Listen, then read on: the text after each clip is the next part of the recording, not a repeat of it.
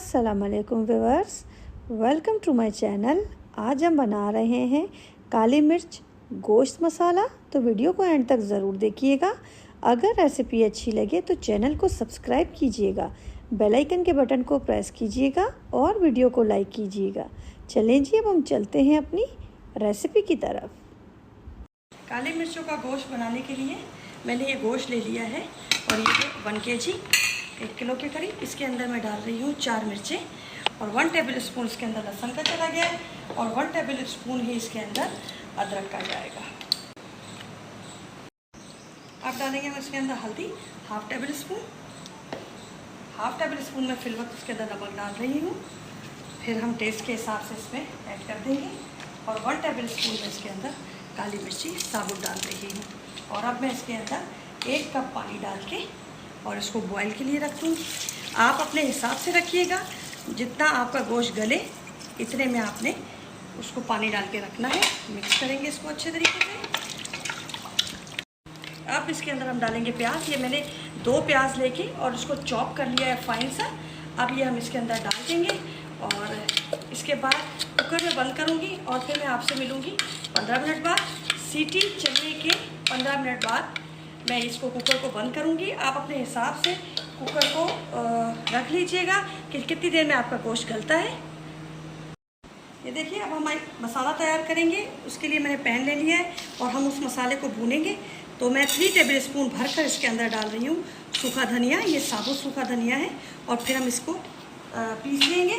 और इसमें जाएगा 2 टेबल स्पून भरकर सफ़ेद ज़ीरा और काली मिर्ची जो है वो आपके टेस्ट के हिसाब से डालिएगा। मैं इसके अंदर डाल रही हूँ तकरीबन 2 टेबल स्पून। अब हम करेंगे इसकी अच्छी तरह भुनाई। और ये सारी जो है चीज़ें ये भुनी हुई मतलब कि साबुत है। इसको भून के और हम इसका पेस्ट बनाएंगे। लो फ्लेम पे इसको भूनिएगा ताकि इसकी अच्छी सी खुशबू आए। ये देखिए, मैंने अब ये ऑयल ले लेना है तकरीबन 1 कप। इसके अंदर ऑयल थोड़ा ज़्यादा जाता है और मैं सरसों का ऑयल यूज़ कर रही हूँ। आप कोई भी यूज़ कर सकते हैं। ऑयल को थोड़ा गर्म होने देंगे, मीडियम फ्लेम पे इसको बनाएंगे। अब ये मैंने ले ली है तकरीबन 4 से 5 हरी मिर्ची, उसको बीच में से कट कर लिया है। ये इसके अंदर ऐड कर देंगे। इसी के साथ हम इसके अंदर 1 टेबल स्पून लहसुन और 1 टेबल स्पून इसके अंदर दोबारा से जाएगा अदरक। और इसको थोड़ा सा फ्राई करेंगे इसकी खुशबू आने तक। ये देखिए, ये फ्राई हो गया है और इसकी बहुत अच्छी खुशबू आ रही है। अब जो हमने गोश्त बॉयल करके रखा था अपना, ये तकरीबन 80% मेरा मतलब कि गोश्त गला हुआ है। बाकी मैं इस पर भुनाई भी कराऊँगी। अब हमने ये इसके अंदर ऐड कर देना और इसकी अच्छी से भुनाई करनी है तकरीबन 10 मिनट।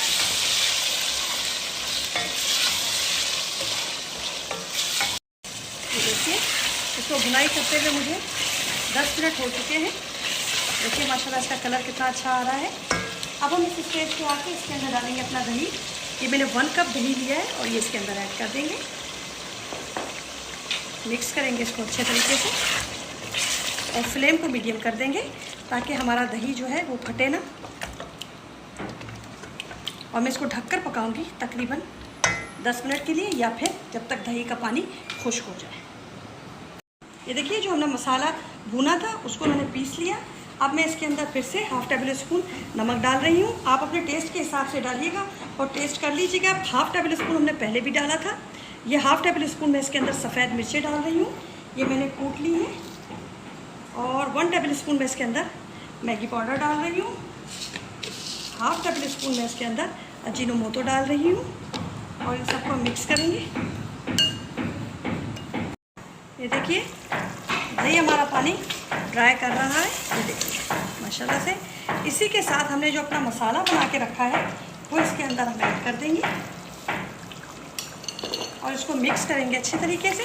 ये मसाला भी हमारा दही के पानी में इसके साथ मिक्स हो जाएगा और कच्चा भी नहीं रहेगा। अब मैं आपसे मिलती हूँ जब इसका पानी ड्राई होता है उसके बाद। ये देखिए, ये ऑयल सेपरेट कर रहा है। अब इस स्टेज पे आके हम इसके अंदर डालेंगे 2 टेबल स्पून भरकर पिसा हुआ खोपरा। इसका टेस्ट बहुत अच्छा लगता है इसके अंदर, लाजमी डालिएगा आप।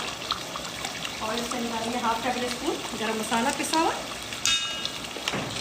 और ये मैंने 3 से 4 हरी मिर्चें लेके उसको कट कर लिया है। आप मिर्ची अपनी टेस्ट कर लीजिएगा, कम लगे तो ये हरी मिर्ची डालिएगा, ये बिल्कुल ऑप्शनल है। अगर आपको मिर्ची सही लगे तो फिर ये हरी मिर्ची डालने की ज़रूरत नहीं है, क्योंकि हरी मिर्ची हम पहले भी डाल चुके हैं, उसका टेस्ट इसके अंदर आ चुका है। अब मैं इसको दम दूंगी तकरीबन 10 मिनट का, और फिर मैं आपको इसका फाइनल लुक दिखाती हूँ। लास्ट में हम इसके अंदर डालेंगे हरा धनिया और इसको दम वाली फ्लेम पे छोड़ देंगे ताकि इसकी तरी पूरे तरीके से ऊपर आ जाए। ये देखिए माशाल्लाह बिल्कुल रेडी हो गया है, और देखिए कितना अच्छा और इसका प्यारा लुक आया है। अब ये ग्रेवी अगर आप बढ़ाना चाहें तो बढ़ा सकते हैं, लेकिन मैं इतनी रखूँगी क्योंकि ये थोड़ा ड्राई होता है। मैंने फिर भी थोड़ी ग्रेवी इसके अंदर रखी है क्योंकि ये रोटी के साथ लगा के खाने में ज़्यादा अच्छा लगता है। बस अब मैं आपको इसको डिश पे निकाल के इसका फाइनल लुक दिखाती हूँ। ये देखिए माशाल्लाह से हमारा काला गोश्त रेडी हो गया है, और अब आप बनाइएगा और फिर कमेंट में मुझे बताइएगा कि आपको रेसिपी कैसी लगी। दुआओं में मुझे याद रखिएगा, अपना ख्याल रखिएगा। अल्लाह हाफिज़।